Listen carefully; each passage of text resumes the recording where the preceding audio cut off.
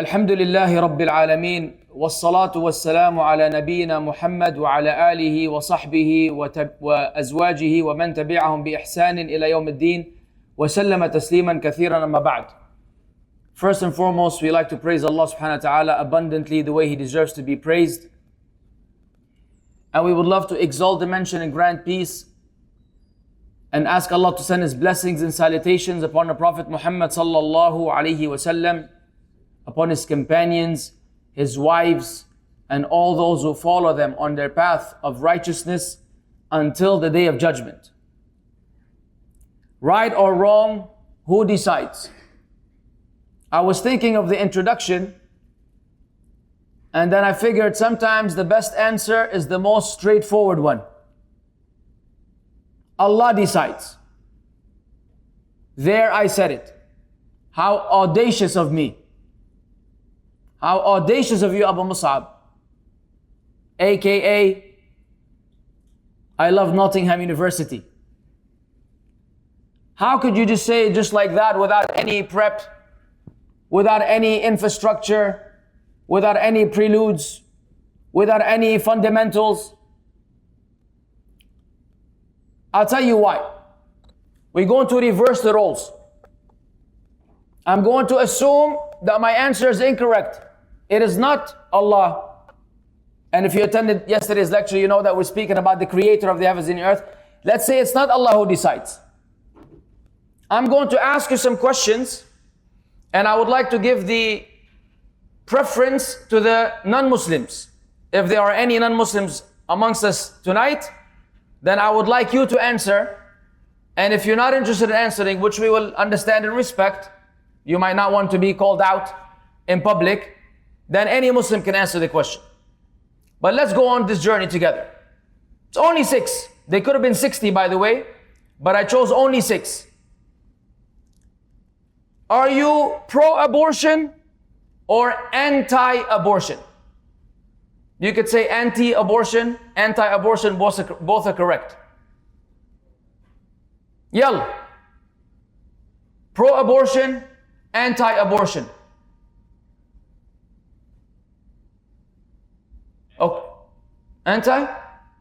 Anyone who opposes that opinion? Pro? It depends. Huh? Are you pro-war or anti-war? Also depends. Who's pro-war? Who says if you have a country, let's say your country gets attacked and you want to defend yourself, which in essence becomes a war. Who's okay with that?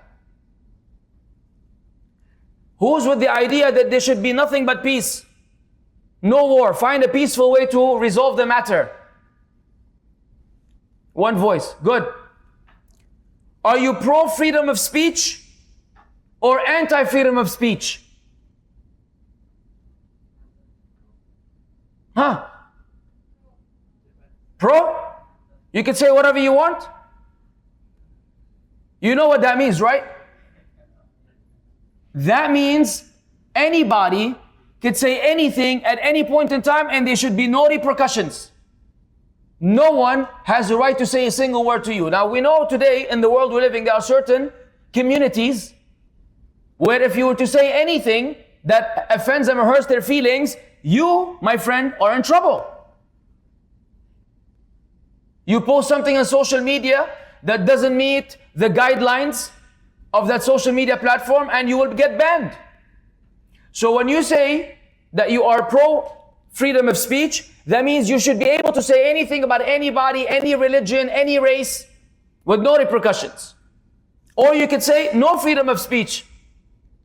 I'm against freedom of speech. And you will have people say, hey, I have the right to say whatever I want. Number 4. I should leave that for the last one. I'll leave that for the last one. Are you for capital punishment or against it? At any point in time, can a court decide to take someone's life because of whatever the crime may be? Who's pro? Oh, you guys are violent. Who's against? Usually the ladies are going to be the ones against. All right, are you for vaccines or against them? Or we could be here forever with this one. And last but not least, we're all adults here. Any children? No children. Are you for sex before marriage or against it? I'm assuming the Muslims have an answer already. If you're thinking on the other line, we need to have a discussion when we're done. But for a non-Muslim, they're going to say, this is my body, my consent. Who in the world are you to tell me what I can and cannot do? And while these are just a sample of many contemporary or even old controversial issues, where if you were to leave it up to the people subjectively, we will never ever have an agreement. It's a vicious cycle that shall never come to an end, of people giving valid opinions. Mind you, it's not like that the other side is completely baseless. They have basis for their opinion, which you yourself may agree with some aspects of it. But at the end of the day, if the decision were to be for the people, by the people, then none of these issues, among many more that I cannot enumerate because we'll be here forever, no one will ever be satisfied with the way the world is going. Because if the people that decide, the decision makers say, we are against abortion, then any given woman in a given situation, let's say one that was raped, right? She was raped, she doesn't want that child. And if the law of the country says you cannot have an abortion, she is forced to keep that child. And if it's the other way around, where innocent children literally get murdered before they even see the world, on the hands of the most compassionate people, the parents, the mother herself, the caretaker of the baby ends the baby. And I could debate myself and perhaps persuade you every time I bring an argument. I could take you on a tide. Every time I bring an argument, you will sway in one direction and then back to the other, depending on what is being presented. This is why the discussion becomes about what we call objective morality. Meaning we feel deep down that there are things that are inherently wrong. Even if that person does not believe in God in the first place, they will agree with you that there are some things that are inherently wrong. For example, if I brought with me a cute kitten and I strangled it to death, will I get any supporters? Would anyone, even if you're an atheist, would an atheist say, no problem? You could go ahead and kill the cat, strangle the cute little cat. No. Why? Why? If there is no God, if we are the product of randomness, if we are the result of colliding molecules over long periods of time, which somehow and miraculously resulted in the universe, the sun, the moon, this amazing earth that we are living on, and most surprisingly, the human race. The human race. Yo, my man. The human race, from among all the miracles that you observe every single day with your eyes, you are actually the most amazing. You are more amazing than the sun, and more amazing than the moon, and more amazing than the expanding universe. The human body, the way it operates, the way it functions, the fact that you have a mouth which takes in food, that goes through a particular system, and then there's a digestive system that takes care of the food, gets the good stuff, eliminates the bad stuff, and then you have another system that releases the harmful things which were in the food that your body does not need, and the breathing, the eyes, the mind, the hands, the feet, the movement, all this came from randomness, from some chance, coincidence. Even the person that claims so will somehow tell you strangling the cat is unjustified. And once they make that admission, then we say, our explanation for this is the natural disposition that Allah has placed in you. Allah has placed in every human being certain aspects of the truth that you objectively feel that they are right, or you feel that they are wrong, and then Allah sent revelation to reinforce the existing objective morality that is within you and your system built in. It's not something that you bought from a PC store and you install the software that needs updates and upgrades. It was given to you from a young age. And this is the only way, by acknowledging that since the human beings will never be able to agree on those matters, then the decision can never be up to the human beings. And the decision has to be by the manufacturer or the maker or the creator of the human beings. Trying to convince someone that God exists is very tiring. It's one of the most tiring things in the world, because you're in essence dealing with someone that just does not want to accept what is vivid, what is explicit, what requires no explanation, no effort whatsoever. That's like the one thing that you shouldn't spend any time on, technically speaking. Because if you're standing with someone outside and you tell him, these are trees, you have plenty of trees on campus, and he tells you, no, this is a truck. There is no, where are you going to go with this discussion? Bro, these are trees, and that's a branch. No, that's a car and a truck. This is the kind of discussion you have with someone that wants to reject the fundamentals that even if you try as a human being to reject, eventually you will crash into a wall. You want to use science to ride on science in order to overcome the obstacle of religion, but science will not deliver you to your destination. Science will actually deliver you to more confusion than the initial confusion that you were upon. And those who know. And we all know that many human beings are professional deniers. I'm not going to give any, no, not you. A lot of people are professional in that, meaning no matter how clear things are, they're still in denial. It just doesn't register. So here, I submit to you, if it is God, then who decides what's right and what's wrong, the next question is via which vehicle does that occur?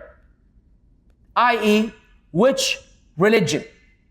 That really should be the discussion. The discussion shouldn't be whether it is us or Allah who decides. That's a no-brainer. It is surely Allah who decides, the creator of the heavens and earth who decides. The question is the claim of every religion that it is our religion, our way, that supersedes and is superior to others. This discussion actually should be among theists. The atheist, you can deal with that in a couple of minutes. If they accept, alhamdulillah, they don't accept, to Allah we complain.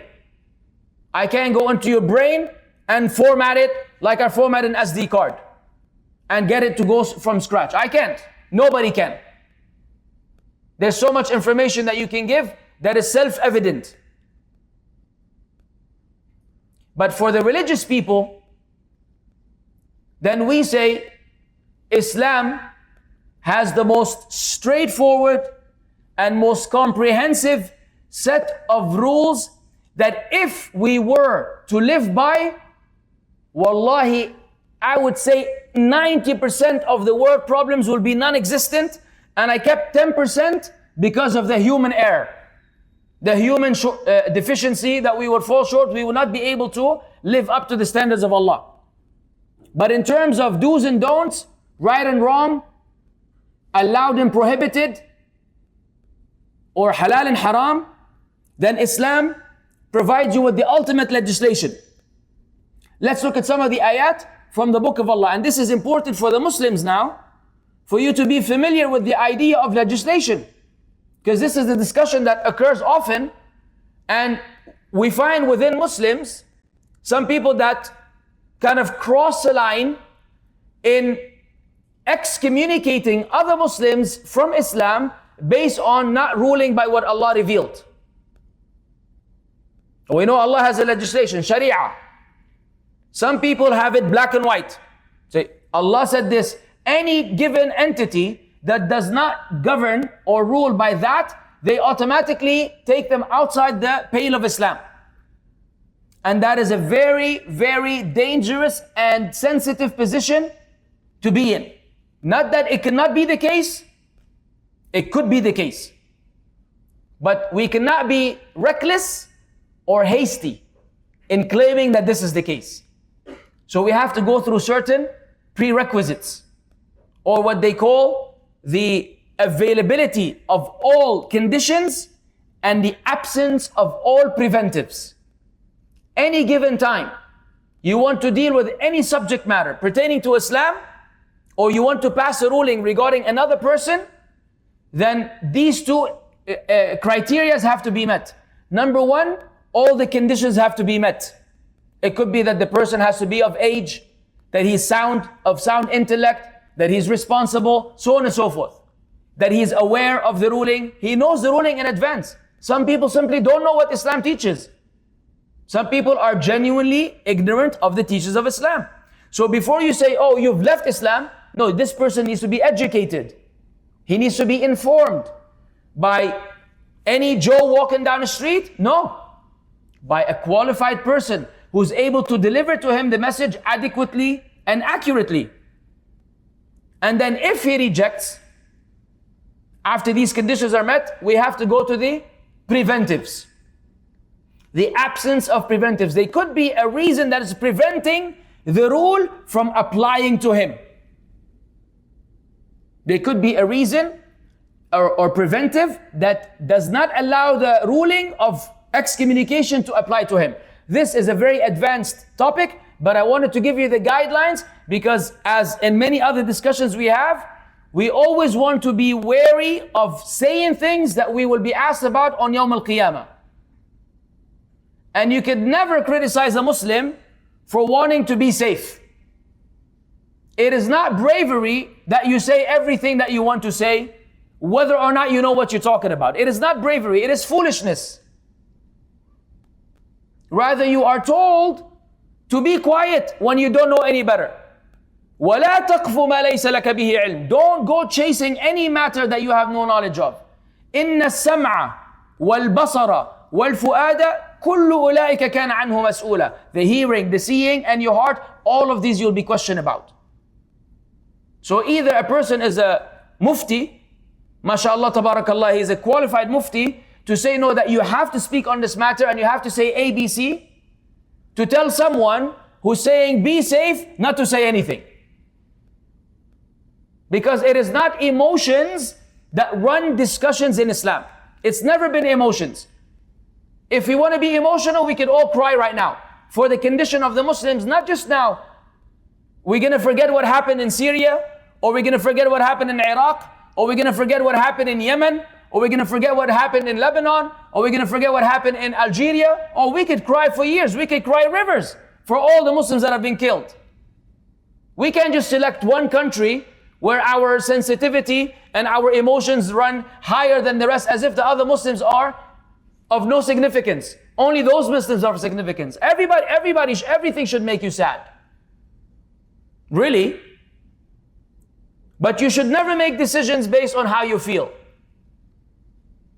The whole idea, which the Shaykh explained yesterday, Sheikh Sharif Zallah Khairan, is Islam, what was the definition of Islam? Who remembers? What was the closest word to Islam? Istislam. The white flag to the Quran and the Sunnah. Sulh al-Hudaybiyah is the most classic example. A covenant, an agreement with the disbelievers of Quraysh on terms that were not in favor of the Muslims.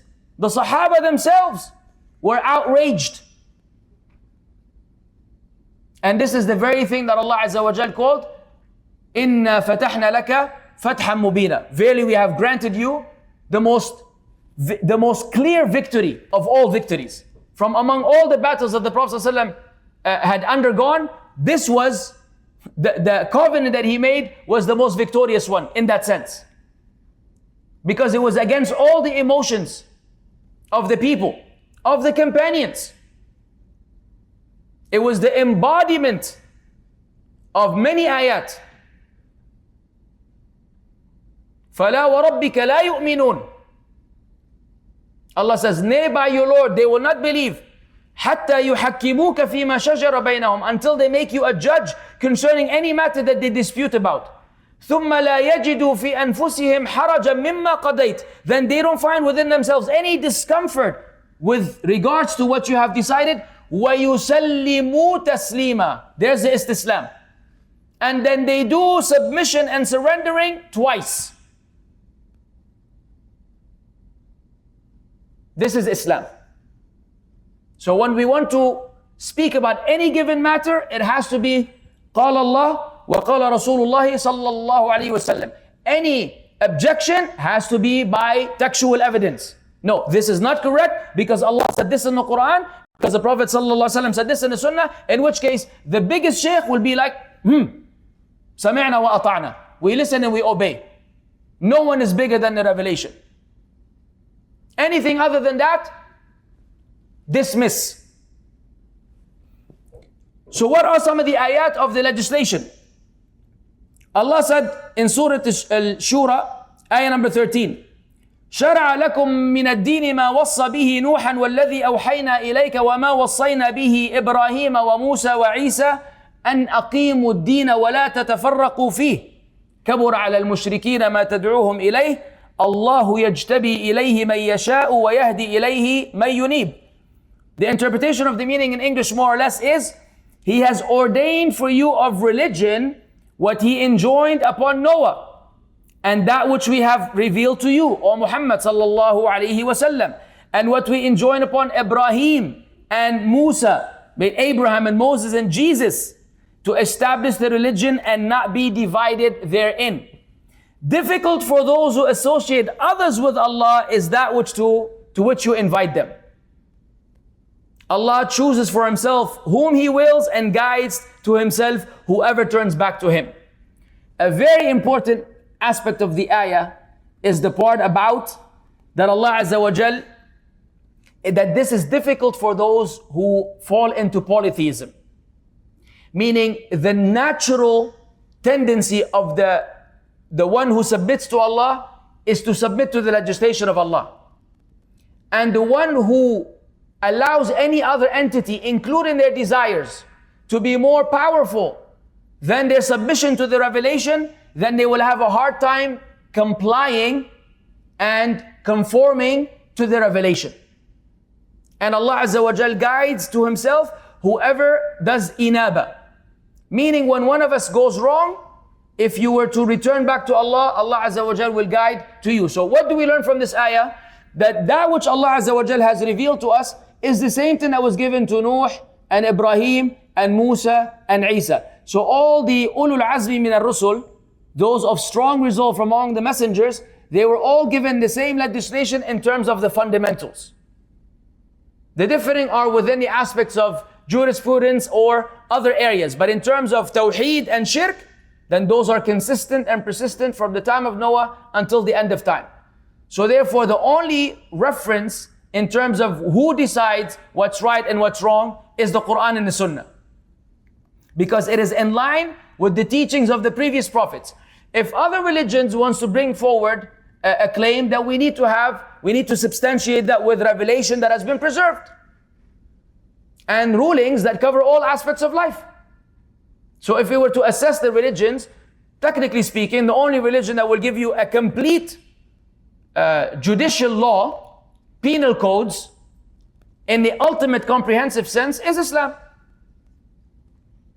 Not just at the time of the Prophet ﷺ, but until the end of time.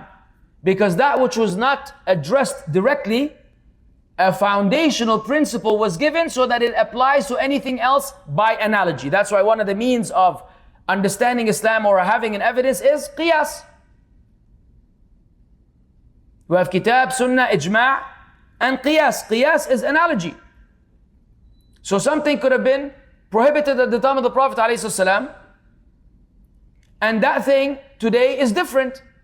So for example, the Prophet ﷺ spoke about the one who eats onions or garlic.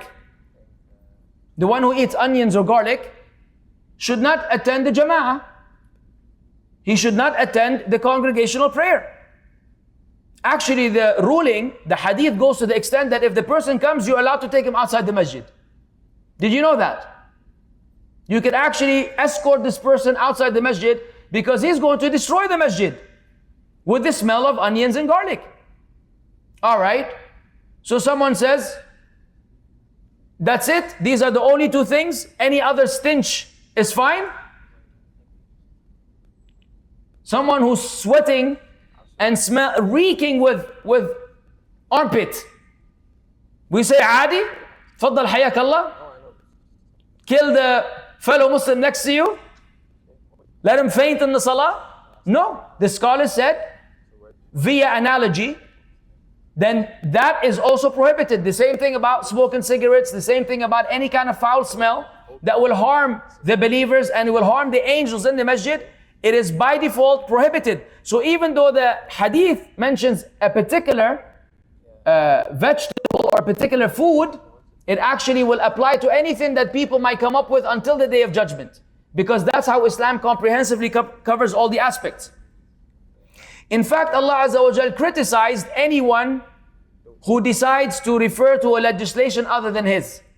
أَمْ لَهُمْ شُرَكَاءُ شَرَعُوا لَهُم مِّنَ الدِّينِ مَا لَمْ يَأْذَنْ بِهِ اللَّهُ وَلَوْلَا كَلِمَةُ الْفَصْلِ لَقُضِيَ بَيْنَهُمْ وَإِنَّ الظَّالِمِينَ لَهُمْ عَذَابٌ أَلِيمٌ. In Surah Al-Shura, also ayah number 21, Allah Azza wa Jal says the interpretation of meaning in English, or have they partners who have ordained for them a religion to which Allah has to be consented, to which Allah has not consented, afwan. They came up with a religion that Allah did not approve of, basically. But if not for the decisive word, it would have been concluded between them, and indeed the wrongdoers will have a painful punishment. Allah further says in Surah Yunus, ayah 59, قُلْ أَرَأَيْتُم مَّا أَنزَلَ اللَّهُ لَكُم مِّن رِزْقٍ فَجَعَلْتُم مِّنْهُ حَرَامًا وَحَلَالًا قُلْ اللَّهُ أَذِنَ لَكُمْ أَمْ عَلَى اللَّهِ تَفْتَرُونَ. Another important ayah. Say, have you seen what Allah has sent down to you of provision, of which you have made some lawful and some unlawful? Say, has Allah permitted you to do so, or do you invent something about Allah? This ayah is speaking about any man-made law. Any man-made law which conflicts with what Allah has made halal and what Allah has made haram. And we know in Islam, we have three conditions. Anything can have three conditions when it comes to halal and haram, or actually five. But what is between halal and haram?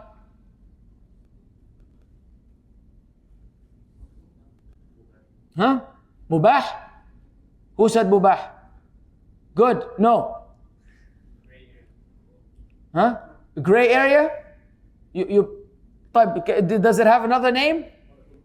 Huh? Makruh. Oh, la. If we say five, we're going to say halal and haram and makruh and mustahab and mubah. I'm not talking about those. There's a hadith that tells you halal is clear, the halal is clear, and the haram is clear. And between them are mutashabihat. You guys have to memorize those hadith. And بينهما أمور متشابهات or mushtabihat. Different wordings. and between them are doubtful matters. لا يعلمهن كثير من الناس. Most people do not know them, and many people know them. If you leave them alone, then you have protected your dignity and your religion and so on and so forth, as per the continuation of the hadith. But we have halal and haram, and we have things that are in between which we're not sure about the ruling. However, we have among people those that find something that is halal and they tell you it's haram for you to do this, as though they are competing with Allah in legislating. And on the flip side, we have people that find something haram and they make it halal by changing the name. So technically, believe it or not, according to some, you could drink vodka, but you cannot drink wine. Because the ayat and the hadith speak about khamr, and khamr is translated as wine. So they say wine? No. Vodka, tequila, beer, adi. That's all good. And then instead of engaging in usury, riba, you call it interest. That's interesting. That's a twisted way of renaming things so that they can be more appealing than their actual meaning. And in the Arab world, it's called faida, al-fawaid. You know, you open a book, and then at the end of the book, there's al-fawaid, the benefits. Yeah. The benefits. Which is basically money that you are not entitled to. Because it's not a business that you're engaging in where you're making trade and making money. You're not selling and buying. You just put your money somewhere, and the bank does whatever they do with it, and they, and all kinds of unlawful things, and then you get a little bit of money, a percentage. And on the flip side, which is the worst part, is when you have to pay, when you don't pay on time, you're in debt, so you use a loan in order to fix your situation, and then they basically come up with a method to get you in a worse debt than the original one, where now you have to keep paying back, and then you're just basically digging a bigger grave. Very few people come out of that grave that they have dug, or they suffer with it for 5-10 years paying student loans. He's already graduated, has 4 wives and 15 children, and he's still paying the student loans. That's taking advantage of a student. In Islam, we have al-qardul hasan, the goodly loan. Somebody gives you 10,000 ringgits so you can get on your feet, and when you're done, how much do you give him? 10,000 ringgits. Thank you very much. Beautiful. And whether it's a person or an entity or an organization, it could be anything. Bottom line is, I need help. Help me. Don't take advantage of me. Don't abuse me because I need some finance. But that's the way the world works.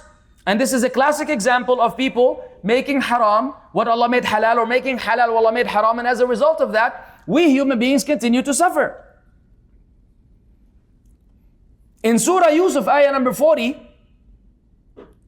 it reads, مَا تَعْبُدُونَ مِن دُونِهِ إِلَّا أَسْمَاءٌ سَمَّيْتُمُوهَا أَنْتُمْ وَآبَاؤُكُمْ مَا أَنزَلَ اللَّهُ بِهَا مِن سُلْطَانٍ إِنِ الْحُكْمُ إِلَّا لِلَّهِ أَمَرَ أَن لَا تَعْبُدُوا إِلَّا إِيَّاهُ ذَلِكَ الدِّينُ الْقَيِّمُ وَلَكِنَّ أَكْثَرَ النَّاسِ لَا يَعْلَمُونَ. Subhanallah. Listen to this ayah. You worship not besides Him, i.e. Allah, except mere names. You have named them. And I'm not going to mention examples, but I'm sure everybody could think of a few names of so-called gods in the world that the people have made on their own. They've sculptured them, they've turned them into an idol or a statue, they drew them, they made them what they are, not the other way around. Those entities or deities that they call deities did not create them, for sure. And not only them, and your fathers, for which Allah has sent down no evidence. Legislation is not but for Allah. Only Allah Azza wa Jal is the one who decides what's right and what's wrong. Only Allah. Only Allah has the hukum, the ultimate hukum of what is right and what is wrong. He has commanded that you worship none except Him. That is the correct religion, but most of the people do not know. And how true is this statement? How true is this statement? Let's look at this objectively. Honestly speaking, if we wanted to compare and be fair in our analysis, in our comparison of all the religions on the scene, by Allah, which one is the most compatible with our human nature? Which one is the one with the most solutions? And mind you, I'm focusing on the solutions because I understand that in the process of arriving at the solution, there are restrictions. Because I could already imagine the people thinking, oh yeah, really? So from all these religions, the Muslim woman is the most oppressed. The default belief, which is a discussion for tomorrow, inshallah, but just to give you, to connect it with this. You see, I'm on campus with you guys. I see sisters that are dressed from top to bottom in this extremely humid weather. It's very humid. And I can understand how frustrating that is for someone to cover their entire body. And you have women that are wearing whatever they want to wear, where they're not covered. What might come to the mind of the person is that how can you claim that Islam is the ideal religion when this poor woman has to dress like this in order to please her Lord, on the expense of her going through A, B, C, D. And I will clearly tell you, this is a classic example of where we are concerned with the results, and in order to achieve those results, yes, there will be some suffering in the process. Because if there was no suffering, there would be no purpose of life. Similarly, you want to be an A+ student, you want to be a top student, you better believe, unless you're a genius, like an actual genius, you better believe there's a lot more hard work that you have to put forward to be the top student in your class. You can't do the bare minimum and expect to have the highest grades. True or false? Does any one of you is absolutely careless, is nonchalant about studying, but he's the top student in class? Raise your hand. No one? Usually you'll come across one person, by the way. In life, you'll come across this one person who you wonder what the heck's going on with you, man. Like, give me some of your brain and take it back tomorrow. But let me do the test. But for the most part, those who actually excel, you see them in the library for 2-3 hours. When everybody's out partying, they're studying. They're dedicated. Okay, so you agree with me that in order to achieve high results, there's some struggle and suffering you have to go through? Thank you very much. This is what we're going through. This is what Islam requires of us to do as well. Because we cannot expect to achieve paradise while we are going on a picnic in this world, doing everything that we want, violating all the things that Allah made forbidden. And I believe the Shaykh yesterday made it very clear. The status of women in Islam, statistically speaking, based on the United Nations and what they go through in the entire world, versus what happens within Islam. Yes, this jilbab is restricting her in some way, but it's freeing her in so many other ways. It is freeing her in so many other ways. Biggest evidence, find me a full hijabi that got harassed on campus while she was walking by. A bunch of men is like, yo, psst, psst, yo. It's just not gonna happen. Unless they're freaks. Unless you got some real freaks, I don't know, from right out of prison. But if a civilized student, they're just not gonna be, not interested. But if a woman were to wear something extremely skimpy, and she's in a compromised situation where there aren't any other, because people care about their image. So yeah, some men will not say anything, not because he doesn't want to say anything, because he's among other people where he doesn't want to look like he's a lowlife. Had he been on his own, he might say whatever he wants to say in trying to flirt or take advantage of this woman, even just verbally.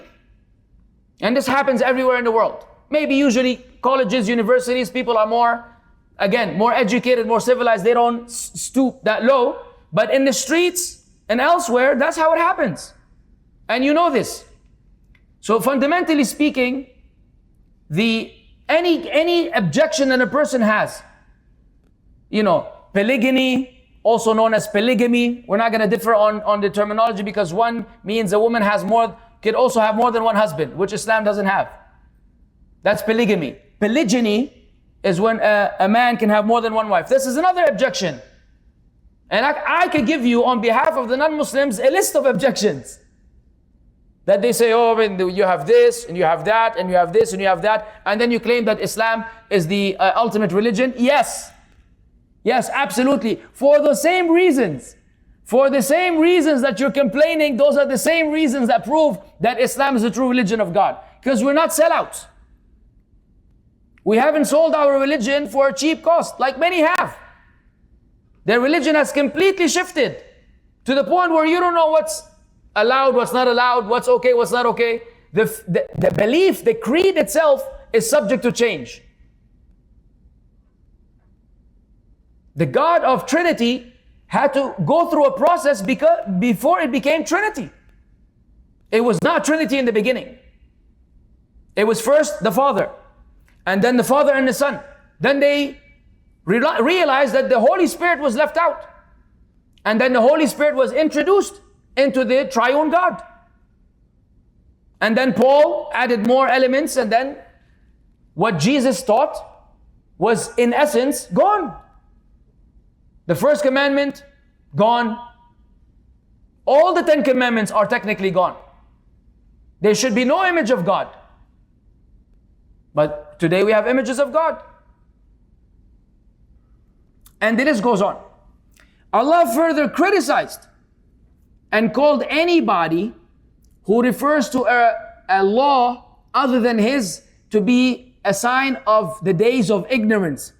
أَفَحُكْمَ الْجَاهِلِيَّةِ يَبْغُونَ وَمَنْ أَحْسَنُ مِنَ اللَّهِ حُكْمًا لِقَوْمٍ يُوقِنُونَ Surah Al-Ma'idah, ayah number 50. Then is it the judgment of the time of ignorance they desire? But who is better than Allah in judgment for a people who are certain in faith? Subhanallah. Let that sink in for the Muslims. Let that sink in. Anytime there's a conflict and someone wants to resort to a source, an external source outside the revelation, is in essence going back to the days of ignorance. So they tell you, what does the law say? No, before you ask about the law, because the law may or may not be in agreement with Islam, what you should ask is, what does the revelation say? What does Allah say? What does the Prophet Muhammad ﷺ say? Once we know that, then we could look into the law, because you want to also abide by the laws of the country you live in. Mind you, Muslims should also be reasonable in the sense that you don't go to another country and then you want to impose Sharia law in their country. You are living in their country as a foreigner. You are a minority. So there has to be also some wisdom in how to go about these things. Especially if there's going to be backlash on the Muslims, which will result in more restrictions and more preventions. So much so that they can't go to the mosque, women cannot wear hijab, everything gets banned. There's all types of ban. So you have to be wise. There has to be leadership among the people of knowledge who decide. Surely we want the Sharia to rule the whole world. But we're also realists. We are living in a real world. This utopia that people are dreaming about is actually not even prophesied by the Prophet ﷺ. Meaning we already know that until the major and the minor signs of the Day of Judgment and the coming of Jesus back, Jesus descending in Damascus and Al-Mahdi, Al-Muntadhar, who's been waited for. Until those happen, which is towards the end of time, what you're dreaming about of this rulership, the ultimate rulership, is not going to happen. As per the prophecies of the Prophet Muhammad ﷺ. In fact, each decade and each generation will be worse than the one that preceded it, until we reach those times. But when people are, again, not acquainted with the Islamic teachings and the Islamic principles, then a person can read one ayah, one hadith, and go on a full-fledged campaign. And they only know literally one ayah, one hadith. You need to ask this person, have you read the entirety of Sahih Bukhari? And the entirety of Sahih Muslim? And the entirety of Sunan Ibn Majah? And Abu Dawood? And An-Nasa'i? And At-Tirmidhi? And Musannaf Ibn Abi Shayba? And we can go on and on listing all the ulama. You haven't even read more than 5 hadith in Bukhari. You haven't even read the 40 Nawawi. Ya Sheikh. Hello. So when we don't have those things in place, and you think you figured it all out, usually you haven't figured it out. That's why we are told, فَاسْأَلُوا أَهْلَ الذِّكْرِ إِن كُنْتُمْ لَا تَعْلَمُونَ. Ask the people of knowledge, the people of dhikr, if you don't know. And we need to admit, we don't know. When you admit that you don't know, you'll be doing yourself before anybody else a favor. So, according to what I presented to you, I submit to you the following. If people lived by the legislation of Islam, there will be less rape. And again, I'm saying less and not no, because even within Islam, people will violate. Muslims themselves, they will know this is forbidden and they will do it. And they will know this is an obligation and they will abandon it. Because Muslims are imperfect. Islam is perfect. Muslims are imperfect. So there's no way that everything can be eliminated. But in terms of frequency, volume of occurrence, there will be less rape, less death, less molestation. Less molestation. Islam goes to the point of telling you at which age kids cannot even share the same sheets, bed sheets. Even a child with his mom and dad, they have restrictions about their sleeping habits and what the parents can wear in front of the kids, and vice versa. You say, what is that for? Because we live in a sick world, buddy. Because in this world there's all kinds of incest and molestation, and maybe some here are victims of that. They've lived through this hell on earth because of this, people violating. Islam even put guidelines to close all of those doors. All of those doors. There will be less crime. There will be less poverty. Every one of you will have to pay 2.5% of your savings if they reach a certain nisab. I don't know, what is it in Malaysia? 3,000 ringgits? 20,000 ringgits? Most of you are not qualified. Or who's got 20,000 ringgits? We'll have dinner together, inshallah. طيب. Less poverty, because the rich are forced. By the way, you do know that if a businessman had 2 million ringgits, let's test your math skills. How much is 2.5% of 2 million? Ya Habibi. Are you sure? Anyone validates Abdul Qayyum's opinion or rejects? Those with the calculator, don't bother. The people with the calculator, can you validate? 2 million ringgits is how many? 50,000? So you do know that someone who has 2 million ringgits, it could and is allowed in Islam to go to one poor person and say, here, there's 50,000 ringgits. You're not poor anymore.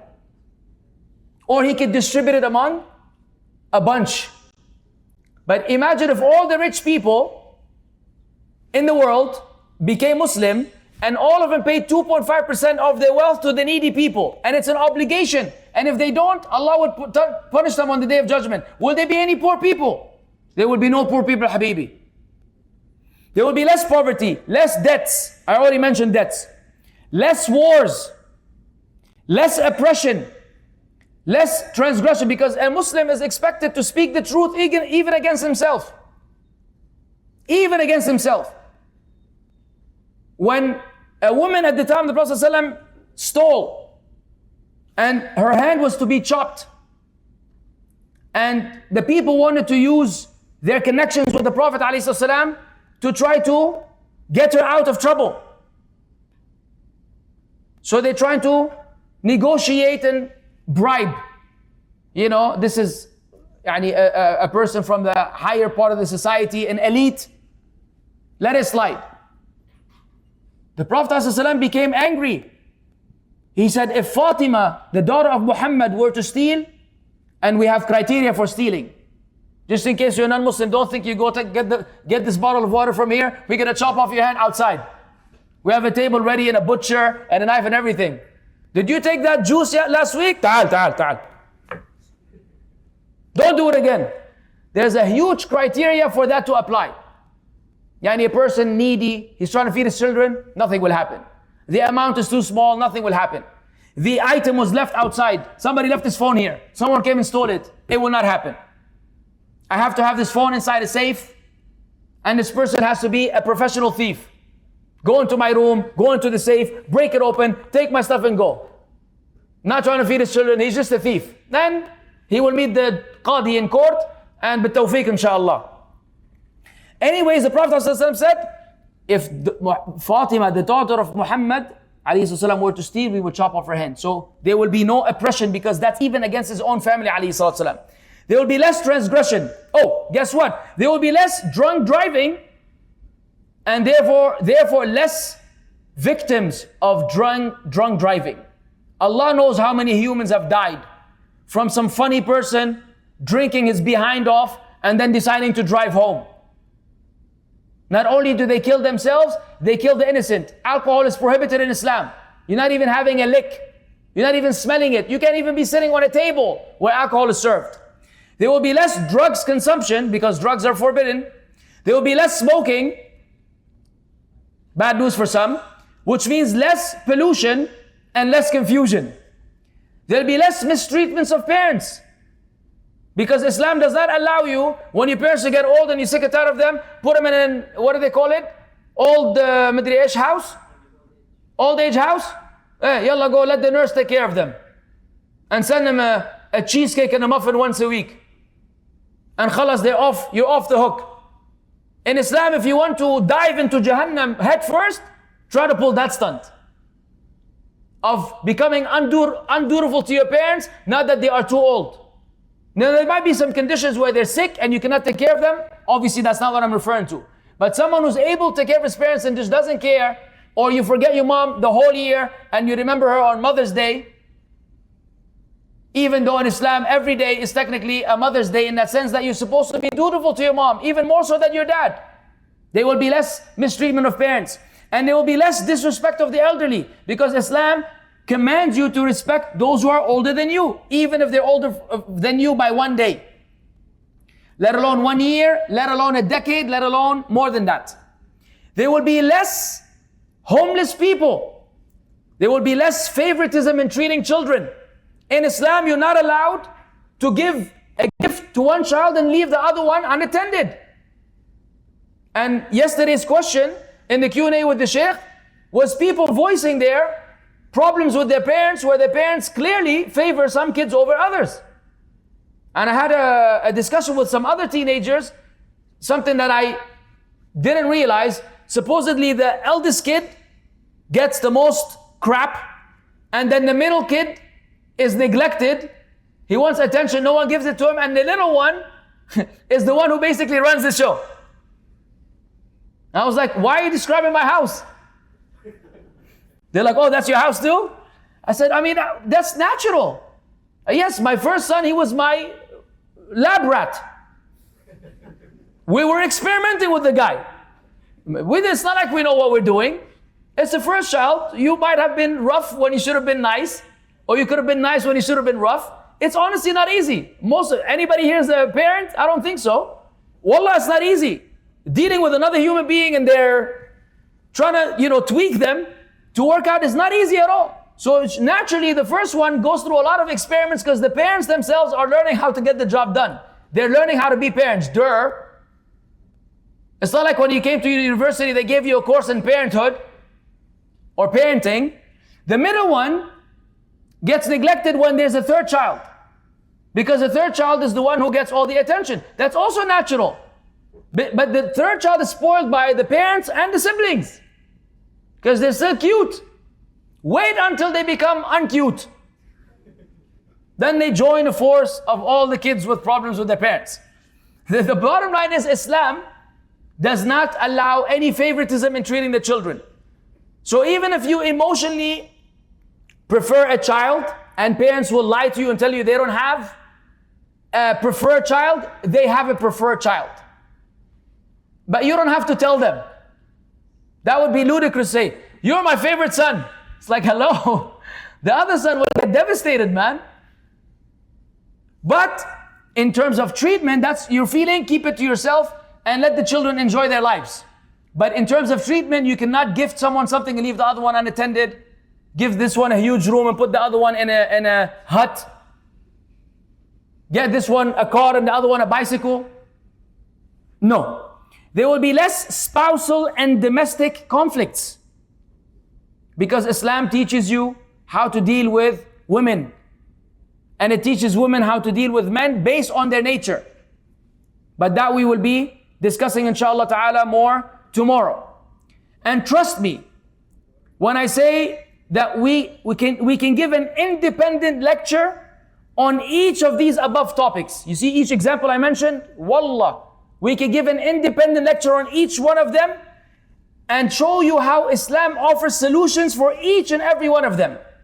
But then the semester would end, you would still be here, and you would fail, and I will get fired. Because we'll never get this job done. It's hundreds of hours of lectures on the subject matter. So in conclusion, who decides what's right and what's wrong? Allah subhanahu wa ta'ala. Via which vehicle? The Quran and the Sunnah. If human beings were to save themselves from the troubles of the world and from the torment of the hellfire, then they will enter into Islam for their own good. And remember, anytime and every time there's a Discover Islam Week, or there's a booth, or there's a pamphlet, and someone, or you as a Muslim, anytime you're trying to speak to another person that is not Muslim, trying to bring him into Islam, wallahi, all we're trying to do is do you a favor. Because of love, care, concern, and to fulfill an obligation that is upon us. There's no monetary benefit. All these are not even in the subject of discussion. But if I don't want to burn in the fire, I don't want any other human being to burn in the fire, because I could perceive and imagine how painful that would be. So we do this out of pure love, out of pure concern. And you as a Muslim, you should not be passive, complacent, and docile when it comes to your interaction with your non-Muslim friends. You need to make an effort always to try to deliver the message of Islam to them in whichever way is best for them. Not everybody's the same. Not everybody's the same. Some people you could speak freely with. Some people you give them material. Some people you send them a link of a lecture that you think is beneficial. Some people you bring to someone who knows better than you. Some people you might write them an email. You need to figure out what your acquaintances need. But please, do not deprive yourself of the obligation and the opportunity to invite someone to Islam. If they accept Islam, then that will be the greatest victory for you, Allah. Because everything good that they will do afterwards will be in your book of deeds. So we ask Allah Azza wa Jal to help us be among those who propagate the message of Islam, forgive our shortcomings and sins in the process of doing so because we're not perfect. We're not perfect. When I speak about Islam, I'm not infallible. When I say something, it could be correct, it could be wrong. No one is going to be able to give you 100% pure message. So that's why we always seek from Allah forgiveness, because we will fall short. We will fall short. Jazakumullahu khairan. I guess we could have the Q&A now.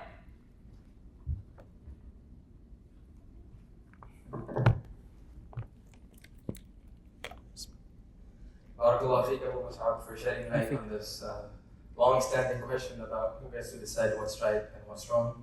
Now we'll transition into the second part of the event, which is not Q&A. It'll come after the Kahoot, inshallah. So give us 2 minutes while we set that up.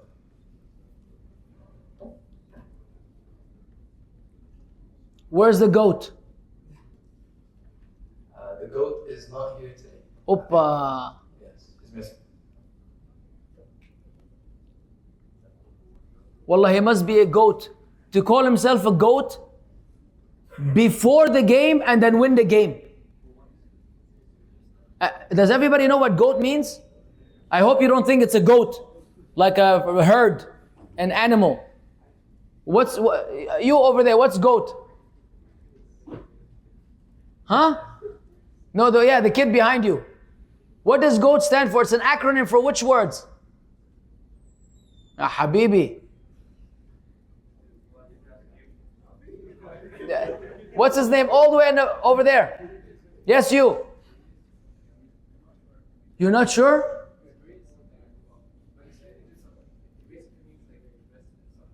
Ya Sheikh.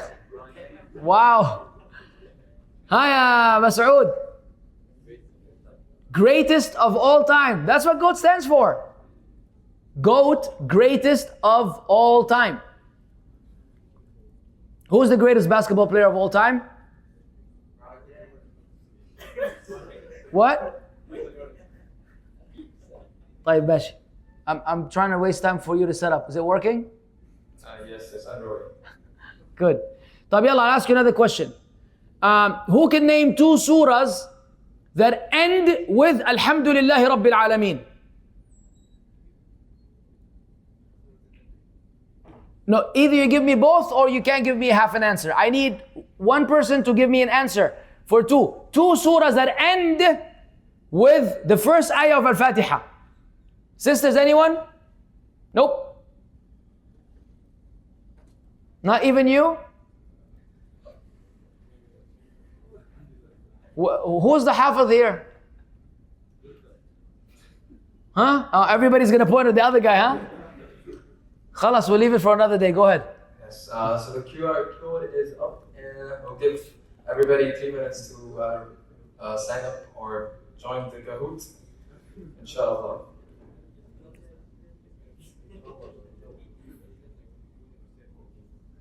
The winner of the Kahoot will win a grab voucher. The grab voucher amount will be disclosed after, inshallah.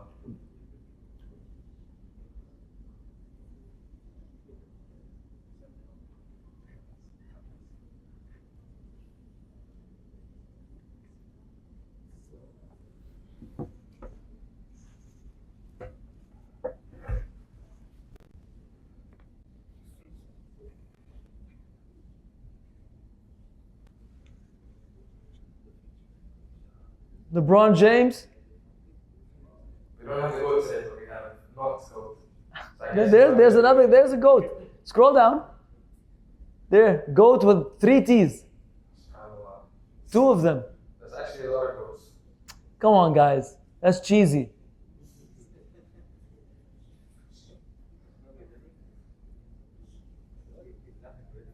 Long livips.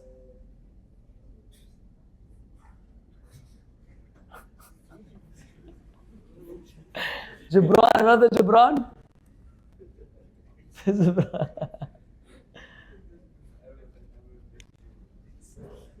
Fattoush. This has to be Lebanese.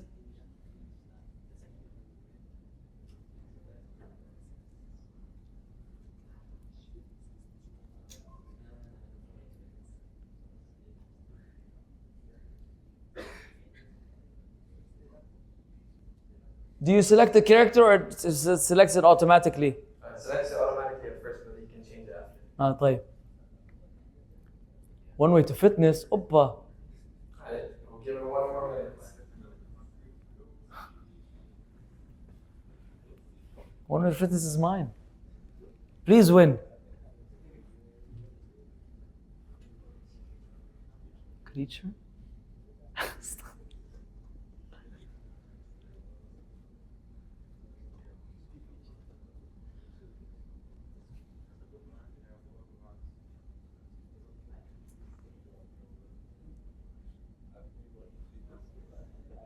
Okay, I hope all of you are ready. We'll start now. So the first question of today's event is,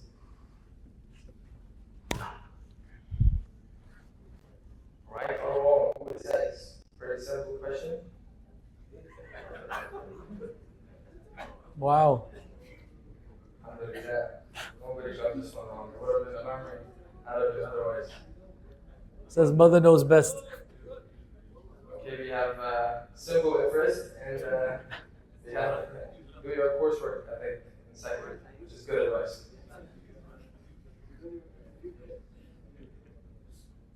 What's the most amazing creation in the universe? Is it the moon? Is it the sun? Is it the humans? Or is it the expanding universe?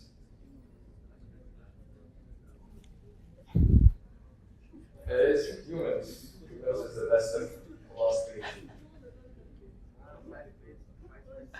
Eve is now number 1, Kate is now number 2, and then the simple person is now number 3. This is a multi-select, so we might see a change in leaderboards. What will be people be questioned under the judgment? The grammar is not grammar. Okay, it was seeing, hearing, and hearts. Exactly. Oi. Yes. A major shuffle in the leaderboard. One way to fitness is now number 1. One way to fitness, by the way, is Mussab, I think, Instagram handle. Yes, sir. Yes, sir. So make him proud, inshallah. He's gonna lose. What is the biggest victory for the Muslims from the options below? Is it the Treaty of Hudaybiyah? Is it the Battle of Badr? Hijrat Medina? The Battle of the Cringe? Oh. It is the Treaty of Hudaybiyah. Let's see. Well, the answer is also correct. I understand why they said that. It's okay though. You guys have to realize. Is that you, man? It has to be based on the question of the lecture, not based on what you think. Be smart. You understand? Even if it's wrong, choose the right one that I said. Move on to the fifth question. This is a true or false? Jurisprudence for the various prophets were different. Is this true or is this false? Wow. Jurisprudence in Arabic, I guess, is Fiqh, yes. and the answer, Oi! answer is true. Most people got this wrong. So you should. Okay, one way to fitness again goes back to number 1. Number 2. Question number 6. Again, another multi-select question. The one who eats dash is not meant to join congregation. Is it onion, orange, dates, or garlic? Multi-select, huh? Multi-select, yes.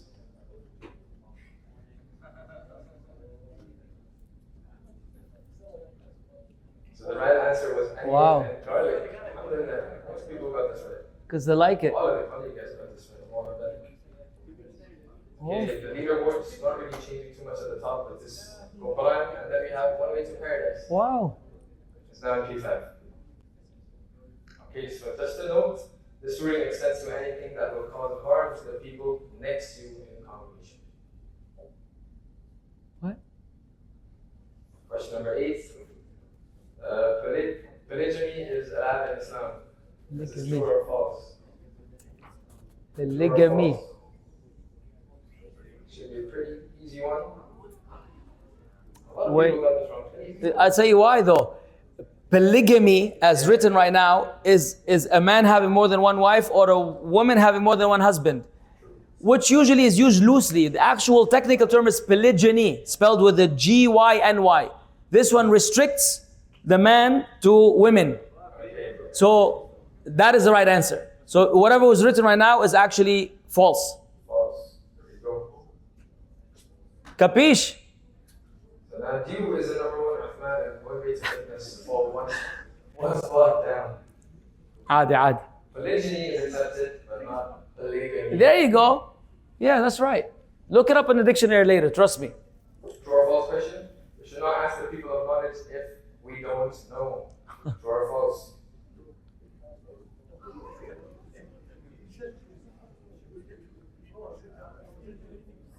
It is false. Yeah. Two guys said, Two guys got this wrong. So yeah, if you want to acquire knowledge, please go to a person with knowledge and not a person without knowledge. Leaderboard did not change, so you is still number one. The last question. If you reach a certain nisab, what is the proportion of your wealth should you give for the sake of Allah? Is it 1.25%, 5%, 0.0025, or 1/40? oh, Oppa. Third question. I feel like this question will catch out a lot of people. And the answer was 1/40. Man, who chose 0.0025? That's like you're not gonna give not even a ringgit for someone, even if you're a millionaire. Are you kidding me? 1/40 refers to 2.5. 11 people said 1.25? Yeah. So now let's find out one letter. In P3, you have Rahman. In P2, you have. Oh, do lost. And then the winner is. One way to business. Whoa! Yeah. Okay, you made that one sound right. MashaAllah alayk. One way to business. Hey, wait, don't give him. What? He's the one who actually wrote the questions, no? No. Okay, but good. It is a party committee, so the person is signaling that he will forfeit his prize and he will give it to Dew. Who is Dew here? Okay, that's Deva. Deva, inshallah, you are the winner. You are the winner of Kahoots. We'll come back to you with the prize.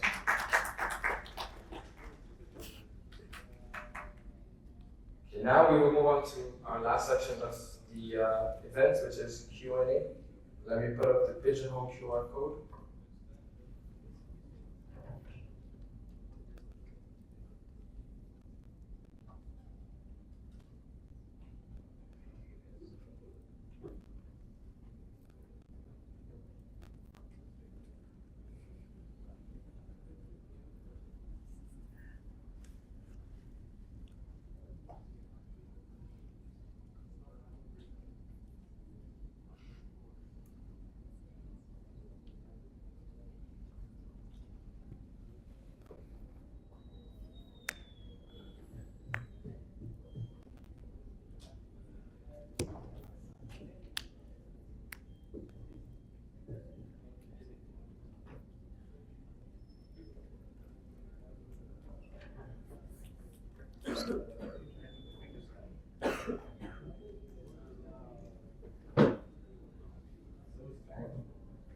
The Pigeonhole QR code is up on the screen, so scan it if you want to ask a question through this platform. Otherwise, if you want to ask a question in person, then you can do that as well.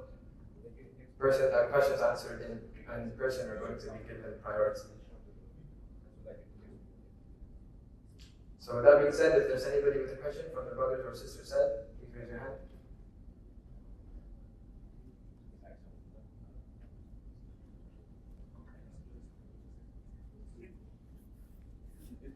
There's a sister who's raising her hand. Yes, go ahead, please.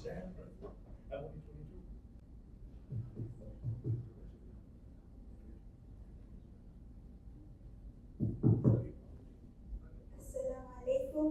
Alaikum salam wa rahmatullah. I have a question a bit different from today's topic. As Allah has revealed to mankind the first word, which is ikra, to study. Do we have a limitation on what we should study or research on things around us in the world, especially topics about astrology, horoscope, or tarot? Also, or can we just get a general knowledge without practicing? Or is it considered shirk? That's a very good question. Alhamdulillah wa salatu salamu ala Rasulillah. Just to be more technical though, iqra means to read or recite. And yes, the scholars have understood from such command the value of knowledge and the importance of knowledge. But in reality, any ayah or any hadith that speak about the acquisition of knowledge, they are referring to Islamic knowledge. That is the fundamental principle. As for the other areas of life and the other sciences, then these fall under what is known as fardul kifaya. It's a communal obligation on some people to study in order to better the Muslim community. And that includes all the other sciences, except the ones that are explicitly prohibited in Islam. So horoscopes as something that you study is not allowed at any point in time. It is not a field that a Muslim is allowed to engage in, because it's the premise upon which it is built conflicts with the aqidah of the Muslim. And we know that even if you were to read the horoscopes without believing in them, you still have an issue in Islam in regards to the validity of your salah and other issues, let alone believing in them, which is tantamount to disbelief. So I'm not really familiar what exactly you meant by astrology in terms of studying the universe and planets and the likes, no issue. But anything that is of a particular nature that has to do with idolatry or paganism or belief in these matters, then a Muslim should not learn nor get involved in any way, shape or form, because you're basically you're exposing yourself to doubt. And we are told in Islam to avoid anything that is doubtful, not to barge into doubt and think that we will be able to get ourselves out of it. So many people expose themselves to debates. They hear a debate between this person and that person. They were good before the debate, and now after the debate, they have adopted new doubts that they didn't have before they listened to this debate, thinking that they will be able to manage. No, you don't expose yourself if you don't have information. You don't expose yourself to this kind of situation. Wallahu alam. Barakallahu feek. Any other questions from the brothers or sisters? Please raise your hand.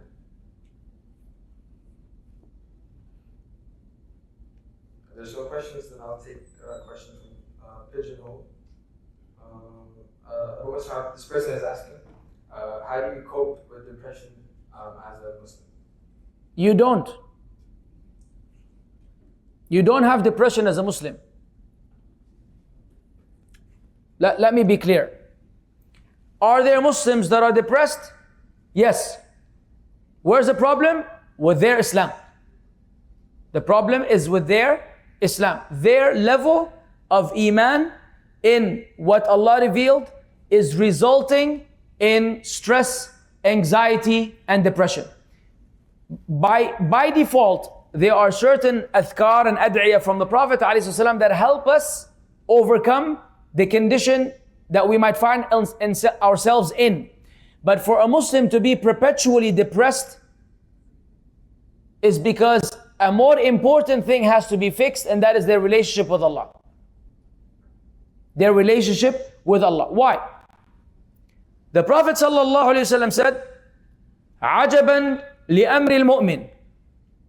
Wondrous and amazing is the affair of the believer. فَإِنَّ أَمْرَهُ كُلَّهُ خَيْرٌ. All of his affair is good.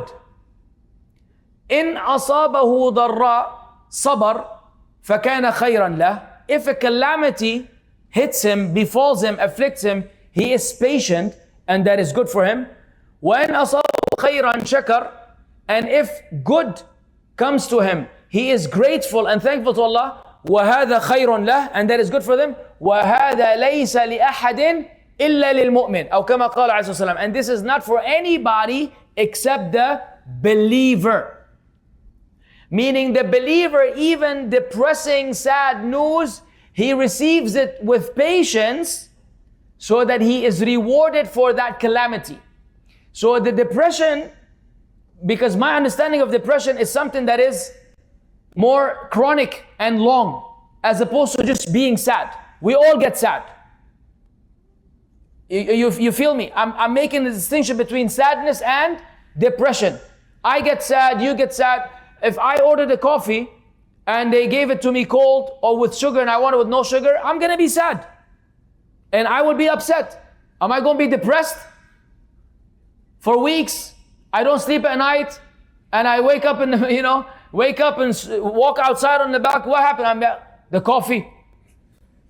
Ya akhi, khalas, ya akhi, you've had 16 coffees since. Allah, depression has hit me. Someone died. Is there anything worse than someone dying? Tayyib, we are told in Islam, you have 3 days when you see this person to give him condolences. After 3 days, you're not even allowed to give him condolences. You know why? In order not to remind him of the dead one. And he's been struggling to forget his mother passed away. You see him after 2 weeks. Say, oh, I heard your mom died. May Allah have mercy on her. Ya akhi, leave him. He barely just forgot. He's trying to have a peace of mind. You bring back the pain and the memory. This is how Islam deals with this. It closes the door for you to be depressed. You could be sad, you could be upset, you could be irritated, you could be frustrated, no problem. There's adhkar you say in the morning, adhkar you say in the evening, there's adhkar you say at the moment. Let's say something happens that you don't like. Say, Inna lillahi wa inna ilayhi raji'un. Allahumma ajurni fi musibati wa akhlif li khayran minha. This is a dua when something bad happens to you. You're driving by, you see people got into an accident, it makes you sad. You say, Alhamdulillah alladhi afani mimma ibtalakum bihi wa faddalani ala kathiran mimman khalaqa tafdila. You're told, you praise Allah for having saved you from what He afflicted others with you, and He had preferred you over many of His creation in so many ways. For every situation, we have a teaching from Islam, either a dhikr or a dua that helps you overcome this difficulty. But that should never be depression. If you're depressed, that means now we have to take time out. Let me check my iman. Something's wrong with my faith. Because if I know Allah sees me and hears me, and Allah is merciful to me, and we know that Allah Azza wa Jal afflicts the people whom He loves, and the most tested people were the prophets and the messengers, and then those who are close to them in iman. Even when something bad happens, I understand this is mercy from Allah. Worst case scenario, I committed a sin. I committed a major sin. And Allah punished me for it. Even then you should say, Alhamdulillah. Because if Allah didn't make you pay for it now, you might have to pay for it on the Day of Judgment. When you pay for it now, you no longer have to pay for it on the Day of Judgment. So even that is good for you. So when you understand the dynamics of faith in Islam, even depressing events will be things you're able to cope with. That's why there's no such thing as a depressed Muslim. You're sad, frustrated, you can overcome it inshallah with the adhkar of the morning and the evening and for the various situations. Allahu A'lam. Okay, Mussab, ask your question. Assalamu alaikum. Wa alaikum salam. You mentioned that when you're giving your children gifts, you should give them equally, right? But what if you give your child, let's say, he graduates or like completes a course, and you reward him for that, but not the others because of what he did? So like, let's say. That's fine. So that is in the context of no particular event. That, for example, a child becomes older. They need a bigger room because now they have more, there's no one taking care of them, they're taking care of themselves. So this is situational.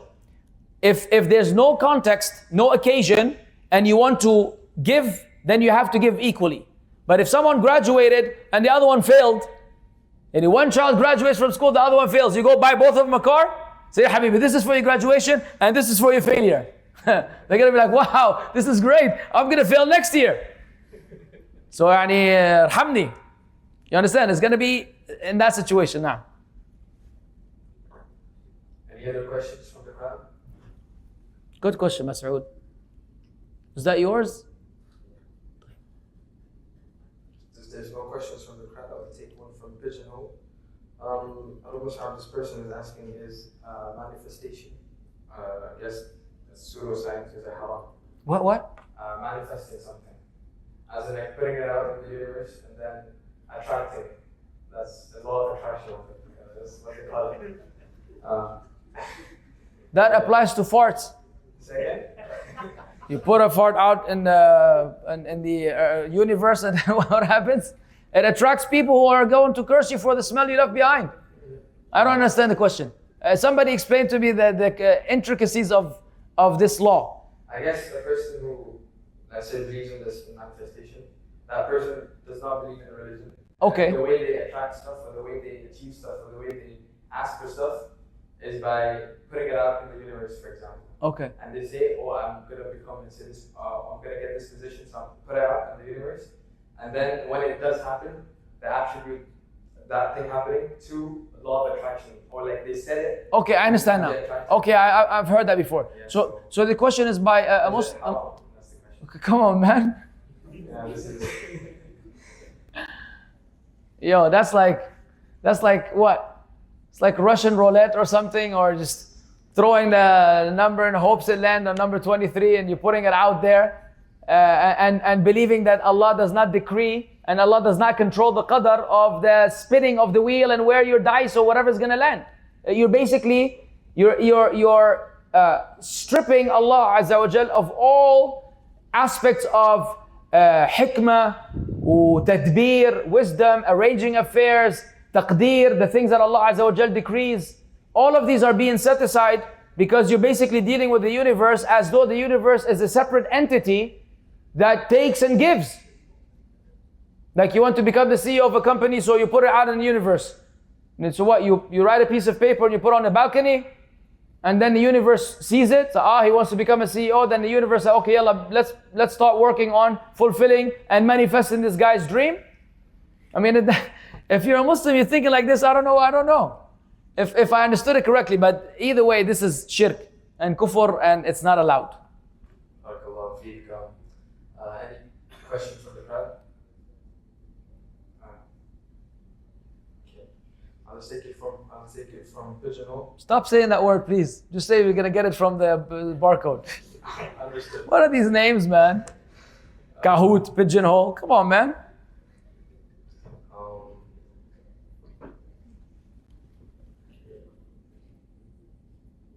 We'll go with this question. The question is, how to deal and talk with a Muslim mother who is against me improving my hijab.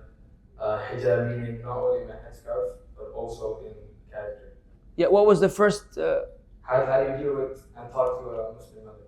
Okay, so the Muslim mother is not happy with her daughter dressing properly according to Islam. Yes, and it also says that not only the headscarf, and not only the hijab, the physical, but also the character. Beautiful. طيب. Who knows the ayah that answers this question? Who knows the ayah that answers this question? There's an ayah that answers this question explicitly.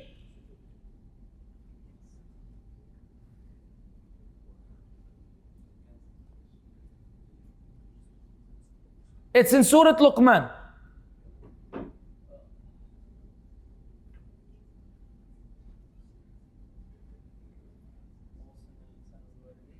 ولقد وصينا الإنسان بوالديه ووصينا الإنسان بوالديه إحسانا حملته أمه وهنا على وهن وفصاله في عامين أن اشكر لي ولوالديك وإلي المصير وإن جاهداك على أن تشرك بي ما ليس لك به علم فلا تطعهما وصاحبهما في الدنيا معروفا واتبع سبيل من أناب إلي until the end of the ayat. Allah Azza wa Jal said, and we have enjoined and ordained upon human to be dutiful to his parents. His mother bore him in difficulty and hardship upon difficulty and hardship, and his weaning is in 2 years. And وَإِن جَاهَدَاكَ, and if both of them strive and struggle against you, not to take off the hijab or not to deteriorate your character, no, to commit shirk in Allah. Your parents are actively telling you to disbelieve in Allah, and renounce or denounce your Islam and become a Jew or a Christian or a Hindu or a Buddhist or an atheist or whatever it is. They don't want Islam. And they do mujahada, meaning they strive and they struggle. Allah said, فَلَا تُطِعْهُمَا, do not obey them. So as soon as you hear do not obey them, the defense mechanism that we have might lead us to transgress or to become undutiful. Therefore Allah Azza wa Jal immediately said, وَصَاحِبْهُمَا فِي الدُّنْيَا مَعْرُوفًا. Now what does the word sahib mean? What word do you know from Islam that is similar to sahib? Sahabi. The sahabi is the companion. Sahib is your friend. Sahibhuma, be a good friend to both of them. Fi dunya, in this worldly life, ma'rufa, in that which is known to be good. So when your mother tries to prevent you from obeying Allah subhanahu wa ta'ala, you may not obey her in anything that she tells you regarding the subject matter. But if she told you to wash the dishes, hypothetically, if that's what's happening at home, you cannot use her oppression of you regarding your hijab for you to become nasty or disrespectful or rude or to ignore her. So you don't violate Allah's deen to please anybody. لا طاعة لمخلوق في معصية الخالق. There's no obedience to any creation if it entails disobeying the Creator. But you are expected to be respectful, kind, courteous, and sweet to your mother in spite of that. And why don't you admonish her? Say, Mom, I'm doing this for the sake of Allah. I don't want to go to the hellfire.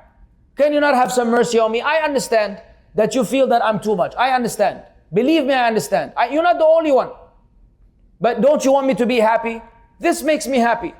I'm trying to please my Lord. I'm trying to grow my faith. Did I tell you I'm going to go blow up a train? No, seriously. Did I tell you I'm going to become an extremist, fundamentalist, radical person? Did I tell you anything? No. All I'm saying is I want to dress a certain way and I want to behave a certain way.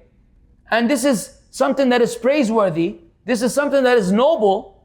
This is something that should be appreciated. Please, for the sake of Allah, please, I'll kiss your hand and kiss her hand.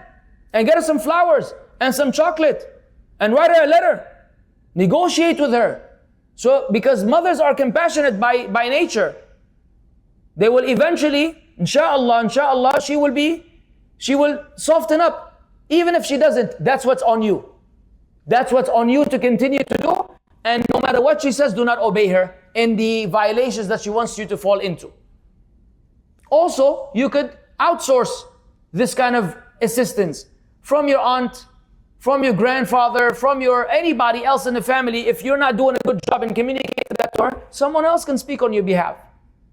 It could be another righteous sister in the community who can come and knock some sense into her, reason with her. So you try to apply all of those options, but fundamentally, please do not let that transgression of hers lead you to become undutiful, because two wrongs don't make it right. And you cannot fix a wrong in Islam by committing a wrong of your own. So we have standards by which and principles by which we operate, and we need to stick to those, inshallah. May Allah make it easy for you. We'll take one more question. So if anybody wants to ask in person, otherwise we'll take one from QR. From the barcode. From the barcode. Just imagine like 10 years from now when this application no longer exists. And people watch the lecture and say, I'm going to get the question from the pigeonhole. And like, I've never heard of it until yesterday. And every time you would say it, I was like, what in the world? Like, why did they name it like this? And I'm not thinking anything nasty. It could be like a pigeon in a hole. Just in case you thought I'm going somewhere else. Why though? Why a pigeonhole?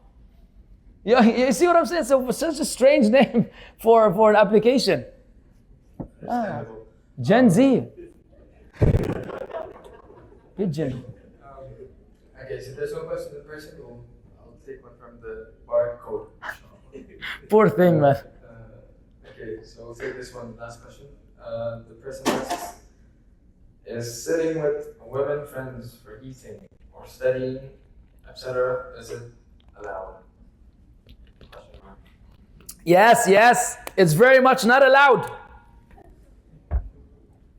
I mean, how is that going to happen?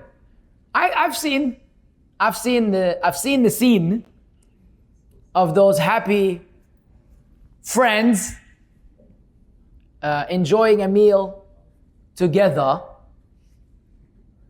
and unless you're oblivious to life, genders, reality, emotions, desires, then you could possibly think it's okay.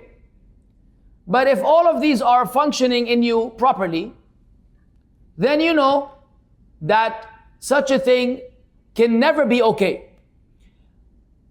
Or eventually it might not be okay. Meaning you could say, no, you don't know what you're talking about. Honestly, she's just a friend. We don't, have any of this. We don't have any feelings. Or I don't look at it this way, or blah, blah, blah. Besides that being the biggest lie in the world. Assuming that you're being honest and truthful, let's reverse it. Let's say one day she calls you and says, I think I have feelings for you and I like you. And I want to go out with you. And even though you were like the neutral guy who had nothing going on, I would say 9 out of 10 men would swiftly and happily make the change. And you would wonder, but dude, I mean, I thought you had nothing. Yeah, but I mean, No, I know exactly what I'm saying. I understand. I feel you. Because that's just the way it is. But even in this extreme situation where two people genuinely don't have anything going on, at the end of the day, Islam came to close the door. So while you could be honest and sincere, and yes, even 100 years from now, actually she will call you, say, I want to go out with you, say, hey, like this is like the man. Are you crazy, woman? I don't like you like that. Don't call me no more.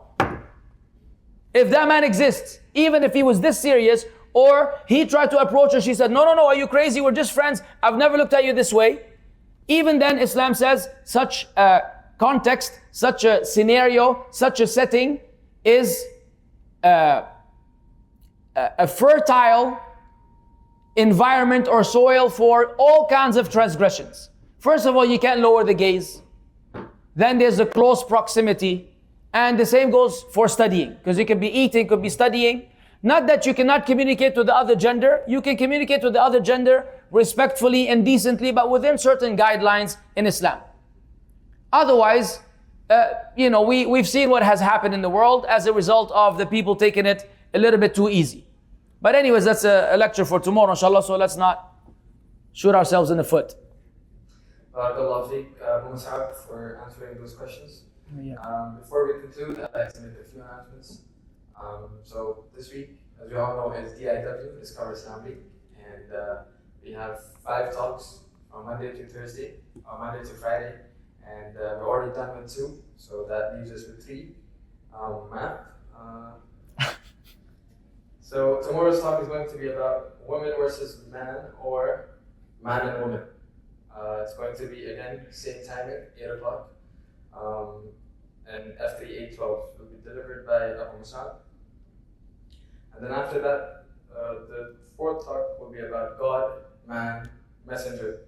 It's going to be a talk about Jesus, peace be upon him. Same timing, in a different room, F1 811. It will be given by Ustad Sharif al-Arab. And then for the last talk, it will be about the Prophet Muhammad sallallahu alaihi wasallam, who is a guide for humanity. Again, timing will be the same in F3 812. With that being said, we are finished with this event. We have refreshments outside, so please feel free to help yourself. And then after that, we will be going to the masjid and performing Aisha prayer. سبحانك اللهم وبحمدك أشهد أن لا إله إلا أنت أستغفرك وأتوب إليك. السلام عليكم ورحمة الله وبركاته. وعليكم السلام ورحمة الله وبركاته.